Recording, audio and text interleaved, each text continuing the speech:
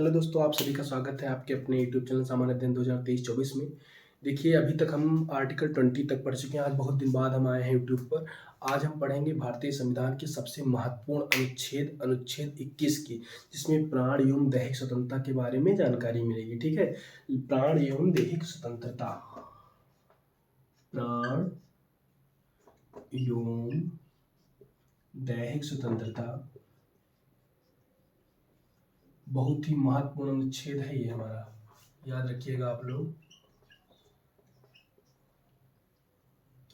प्राण एवं दैहिक स्वतंत्रता, इसमें ये कहा गया कि राज्य द्वारा किसी भी व्यक्ति को विधि द्वारा स्थापित प्रक्रिया के बिना कोई दंड नहीं दिया जाएगा। विधि द्वारा स्थापित जो प्रक्रिया है उसके बिना किसी भी व्यक्ति को दंड नहीं दिया जाएगा। जब कोई व्यक्ति विधि का उल्लंघन करेगा तभी ही उसे प्राण एवं दैहिक स्वतंत्रता से वंचित किया जाएगा। यदि कोई व्यक्ति मतलब जो फांसी देने का अधिकार या फिर जो फांसी होती है, जो कानूनी अधिकार से जो सजा होती है व्यक्तियों को, मृत्यु दंड या फिर फांसी, जो कुछ भी होता है वो विधि द्वारा स्थापित प्रक्रिया के अनुसार होता है। बाकी हमें प्राण एवं दैहिक स्वतंत्रता की आज़ादी प्राप्त है। ठीक है, 1950 में केस आया था, आपको बता दें 1950 में एक केस आया था। ए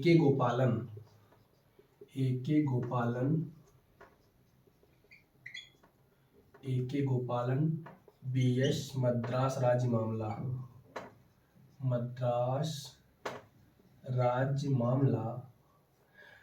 ए के गोपालन बीएस मद्रास राज्य। इसमें ये हुआ था कि न्यायालय ने इसमें ये प्रस्तावित किया था कि कोई भी व्यक्ति है वो जीवित है, यही उसके जीने का अधिकार है।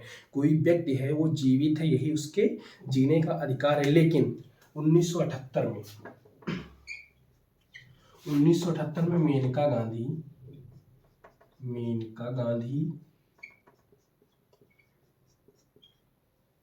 वीएस भारत संघ मामला,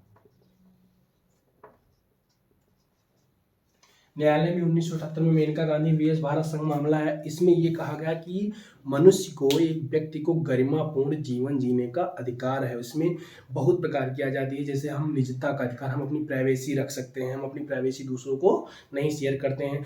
हथकड़ी लगाने के विरुद्ध स्वास्थ्य का अधिकार, हथकड़ी लगाने के विरुद्ध अधिकार, फांसी में हुई देरी के विरुद्ध अधिकार, स्वस्थ पर्यावरण, शुद्ध पर्यावरण लेने का अधिकार, मतलब जीवन साथी, पसंदीदा जीवन साथी चुनने का अधिकार। इसमें तमाम प्रकार के अधिकार हमें प्राप्त हैं। ठीक है, और आपको एक बात बताएं, जो आर्टिकल 19 है 21 का पूरक है।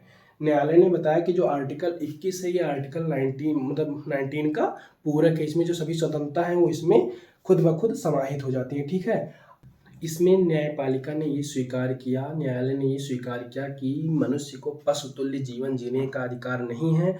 मनुष्य होने के कारण उसे एक सम्मान पूर्वक जीवन जीने का अधिकार है। ठीक है, अब आपको बता दें कि जो न्यायपालिका है उसे विधि का परीक्षण करने का अधिकार है। विधि की समीक्षा करने का अधिकार तो प्राप्त है, उसके औचित्य के परीक्षण करने का भी अधिकार प्राप्त है। ठीक है, अब इसमें यह कहा गया किसी भी मनुष्य को है उसे प्राकृतिक न्याय के द्वारा ही सजा दी जाएगी। अब आपको बता दें प्राकृतिक न्याय क्या होता है। प्राकृतिक न्याय जिसे हम क्या कहते हैं, नेचुरल जस्टिस। प्राकृतिक न्याय यदि कोई व्यक्ति है तो किसी भी व्यक्ति को तभी सजा दी जाएगी जब वो विधि का उल्लंघन किया करेगा। जब कोई व्यक्ति विधि का उल्लंघन करेगा तभी उसे सजा दी जाएगी और उसे अपना पक्ष रखने की अनुमति भी दी जाएगी। जब कोई व्यक्ति अपराधी है, जो आरोपी है, वह अपना पक्ष रख सकता है, बिना उसका पक्ष सुने हम उसे सजा नहीं दे सकते हैं। ये रहा हमारा आर्टिकल 21। इसमें भी बहुत सारी बातें बतानी जो हम पार्ट बी में बताएंगे, लेकिन आर्टिकल 21 का बताए चले। आर्टिकल 21 का ए, ये बहुत इंपॉर्टेंट है। आर्टिकल 21 का ए जो है, इसमें 6 वर्ष से 14 वर्ष के बच्चों को अनिवार्य रूप से निःशुल्क शिक्षा का अधिकार। 6 वर्ष से 14 वर्ष के बच्चों को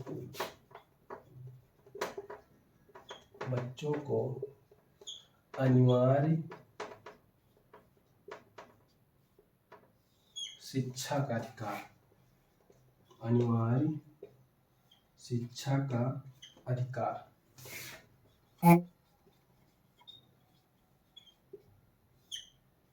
ठीक है।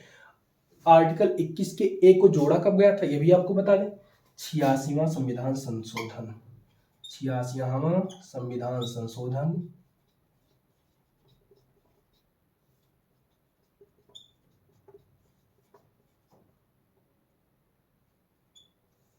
संशोधन 2002 के तहत जोड़ा गया था।